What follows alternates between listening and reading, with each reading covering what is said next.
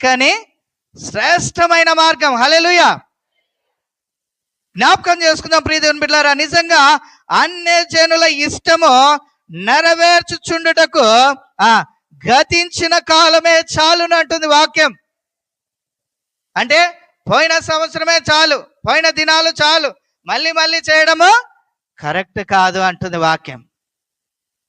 అన్యజనులు ఏది చేస్తే మనం అది చేయడము కరెక్ట్ కాదు. నిజంగా ఒకటి మనం చెప్పుకోవాలంటే ఏంటంటే, కొన్ని విడిచిపెట్టాము, కొన్ని మర్చిపోలేకపోతున్నాం. అంతేనా? కొన్ని విడిచిపెట్టినాం, కానీ కొన్ని విడిచిపెట్టలేకపోతున్నాం, మర్చిపోలేకపోతున్నాం కదా. అలా కాదు. వాక్యం ఏమంటుంది చూడండి ఆ మాట. కొలసి 3:1 చూడండి.